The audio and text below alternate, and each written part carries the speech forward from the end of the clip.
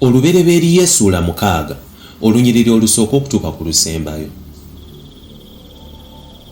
Awo abantu bwe beeyongera obungi ku nsi nga bazadde n'abaana ab'obuwala, abaana ba Katonda ne balaba abawala b'abantu nga balungi ne bawasanga mu bonna be baayagalanga. Mukama n'ayogera nti, omwoyo gwange teguwakanenga na muntu emirembe n'emirembe, kubanga naye gwe mubiri, naye anaawangaalanga emyaka egitasukka 120. Mu biro ebyo waaliwo Abanefiri mu nsi abaazaalibwa abaana ba Katonda mu bawala b'abantu. Abo be bantu ab'amaanyi abaayatiikirira mu mirembe egy'edda.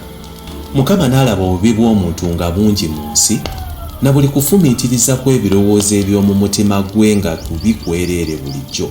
Mukama ne yejjusa kubanga yakola omuntu mu nsi, n'anakuwala mu mutima gwe. Mukama n'ayogera nti, ndisangula omuntu gwe natonda okuva mu nsi, okusookera ku muntu n'ensolo n'ekyewalula n'ebibuuka waggulu. Nejjusizza kubanga nabikola. Naye Nuuwa n'alaba ekisa mu maaso ga Mukama.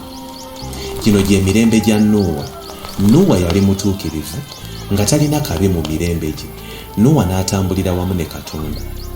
Nuuwa yalina abaana 3, Seemu, Kaamu ne Yafeesi. Ensi neyonooneka mu maaso ga Katonda, ensi nejjula eddalu.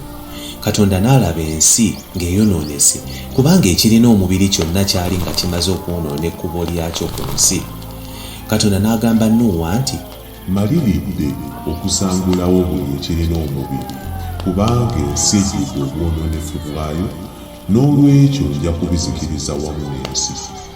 Weekolere eryato mu muti ogwa gofe, olisseemu ebisenge, olisiige enfumbo munda ne waggulu. Likolenga lya mikono 3 obuwanvu, n'emikono 5 obugazi, n'emikono 3 obugulumivu. Likolenga lya myaliiro 3. Oteekeko eddirisa ng'oleseeyo omukono ogumu okuva waggulu waalyo, era oliteekeko omulyango mu mbiriizi zaalyo.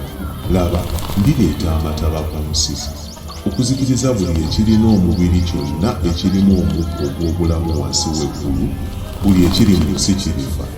Naye ndiragaana endagaano yange naawe.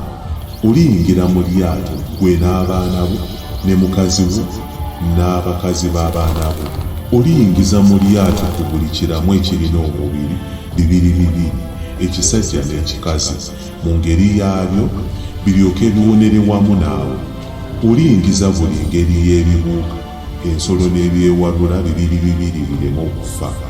Naawe weetwalire emmere yonna eriibwa abantu n'ey'ebitonde ebirala byonna ebirina obulamu ebiri naawe. Nuuwa n'akola byonna Katonda